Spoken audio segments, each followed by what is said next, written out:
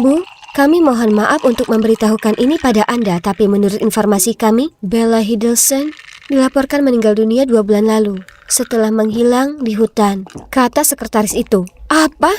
Ini tak mungkin terjadi. Tapi itu namaku dan aku jelas masih hidup. Ini suatu kesalahan besar. Ku minta mereka memeriksa lagi, tapi mereka tetap mengatakan hal yang sama. Apa aku sudah menghilang terlalu lama sampai-sampai keluargaku benar-benar mengira aku sudah mati? Kecelakaan itu cukup aneh, jadi aku merasa bingung.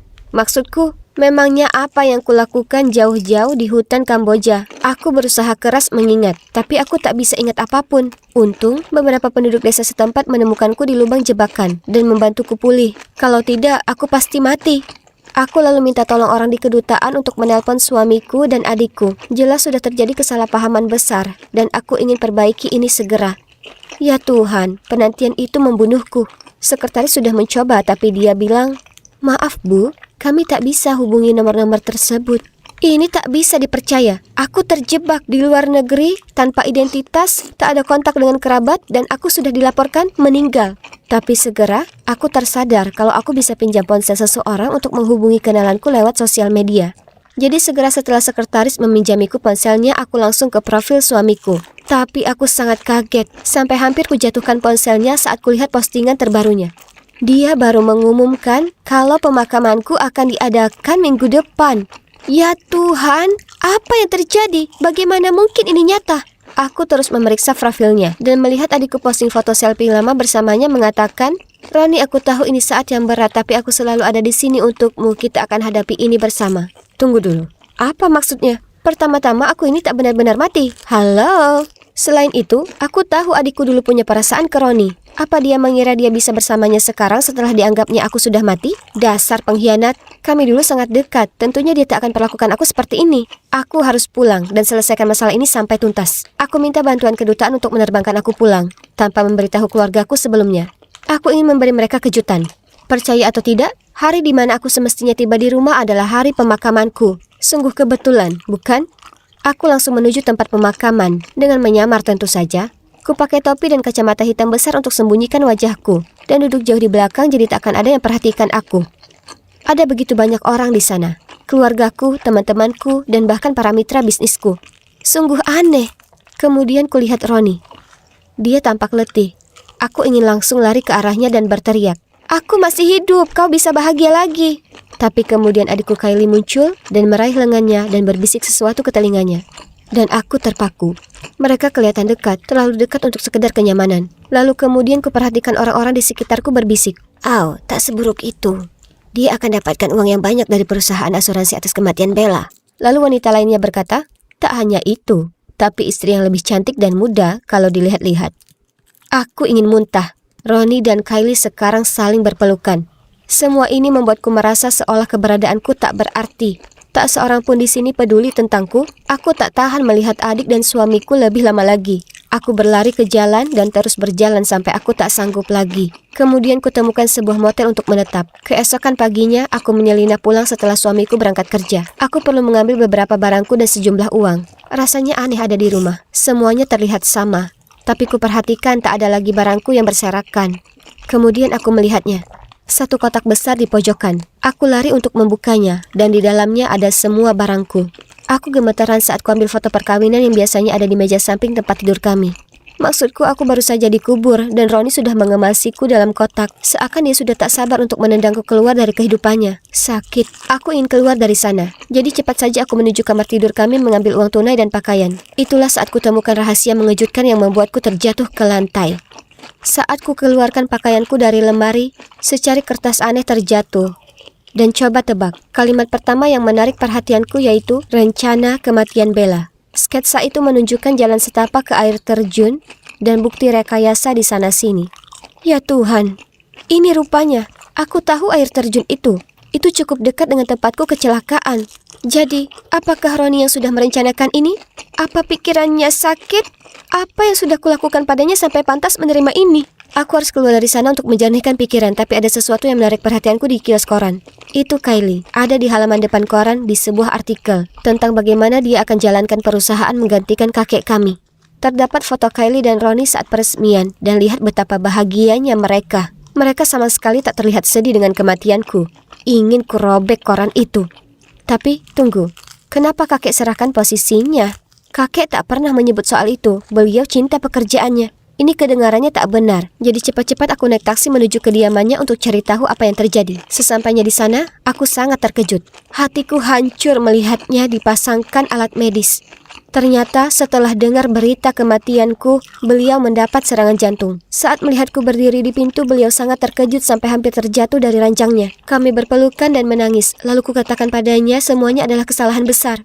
Wah, aku sangat lega bertemu dengannya. Aku bisa lihat kakek lelah, jadi kubiarkan dia istirahat lalu akan menjenguknya lagi. Kemudian saat menuju keluar, aku bicara pada asistennya Cody. Aku perlu bantuan. Apa kau bisa bantu aku siapkan kasus melawan Ronnie? Tapi tiba-tiba aku dengar langkah kaki datang ke arahku. Bella, apa itu kau? Aku berpaling dan itu adalah Ronnie.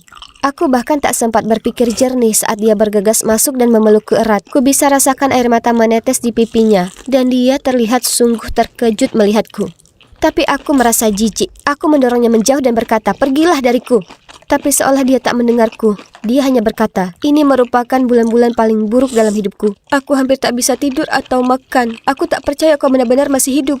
Pembohong. Dia adalah pembohong. Aku mulai memakinya dan mengatakan, "Berhentilah pura-pura seolah kau peduli. Kau ingin aku mati.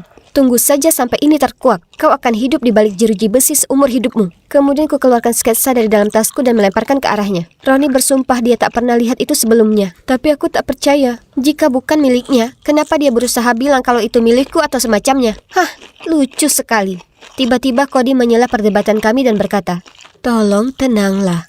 Sebenarnya, kurasa yang paling terlihat bertingkah aneh akhir-akhir ini adalah Kylie." Kemudian Cody bercerita ke kami kalau menurut keinginan kakek kami, warisannya akan dibagi rata antara aku dan Kylie. Tapi, akulah yang berwenang atas perusahaan. Kylie tahu soal ini dan bertengkar hebat dengan kakek kami.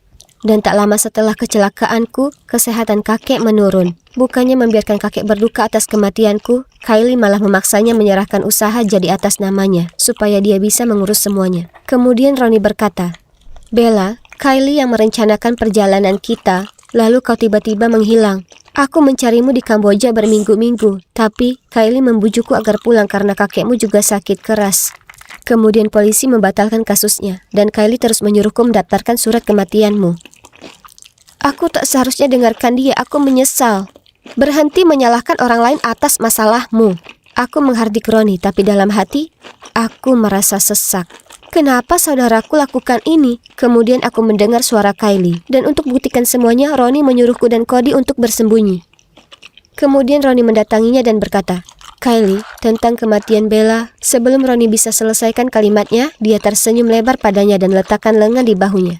"Nah, sekarang setelah pemakamannya selesai, tak ada yang menghalangi kita untuk bersama. Ya kan?" Ronnie senyum terpaksa. Lalu Kylie tertawa dan berkata, "Ayolah, jangan sedih. Kakakku yang iri itu tak layak mendapatkanmu. Kau tahu, sebenarnya ini rencananya untuk menguji kesetiaanmu. Tapi dia rasakan sendiri akibatnya." Di saat itu kepalaku mulai terasa sakit dan tiba-tiba beberapa ingatan lamaku kembali muncul. Sketsa itu milikku. Akulah yang membuatnya. Semua berawal ketika Kylie memberitahuku kalau Ronnie mengkhianatiku dan aku mempercayainya, lalu ku ikuti sarannya memalsukan kepergianku untuk menguji cintanya kepadaku. Bagaimana bisa aku begitu bodoh? Saat aku sadar aku sendiri di hutan itu dan dia tak kembali lagi, aku panik dan terjatuh di lubang perangkap, membuat kakiku terluka dan terjebak. Semua ingatan sudah kembali padaku. Aku tak tahan lagi. Aku lari ke arahnya dan dengan pedih berteriak, "Teganya kau lakukan ini padaku, Kylie." Awalnya dia sangat kaget melihatku, tapi kemudian dia hanya menyeringai dan berkata, "Hah, kau masih hidup? Tapi bagaimanapun sudah terlambat. Perusahaan sekarang jadi milikku. Oh, dan juga Ronnie tersayang." Dia lalu memutar mata dan berkata, "Kau ini hanya anak angkat. Jadi apa yang membuatmu berpikir kau punya hak untuk selalu mencuri segalanya dariku?" Di saat itu kakek kami muncul dan menghentakkan tongkatnya ke lantai. "Kylie, hentikan itu." Kylie hanya merajuk dan berkata, "Jujur, kenapa kakek berikan seluruh perusahaan padanya?" Kemudian kakek kami berkata, "Lihatlah dirimu sendiri, Kylie. Apa kau cukup pantas menjalankan perusahaan? Jawab sendiri. Kau mengecewakan keluarga ini dengan trikmu yang kotor dan keji." Aku tak percaya Kylie masih mengungkit masalah adopsi untuk menyakitiku. Memangnya kenapa kalau aku diadopsi? Itu tak berarti aku bukan bagian dari keluarga ini. Dia selalu iri padaku, meskipun aku tak pernah lakukan apapun. Kylie mulai menangis dan lari keluar dari sana mengatakan dia muak karena merasa tak pernah diistimewakan siapapun. Ya, mungkin kalau dia tak meninggalkanku supaya mati, orang-orang akan lebih menyukainya. Aku sangat kaget dengan apa yang diperbuatnya kepadaku dan semua karena iri. Aku tak bohong, butuh waktu lama sekali untuk mengatasi ini. Aku masih belum bisa memaafkan dia dengan baik. Tapi kurasa itu hanya butuh waktu. Sedangkan aku dan Roni, kami telah mengambil alih usaha keluarga. Dan aku sadar kalau Roni selama ini setia. Kylie hanya mengarang kalau dia berselingkuh karena dia tak tahan melihatku sangat bahagia. Satu yang pasti, aku takkan pernah menguji cintanya lagi. Tak ada lagi memalsukan kematian buatku.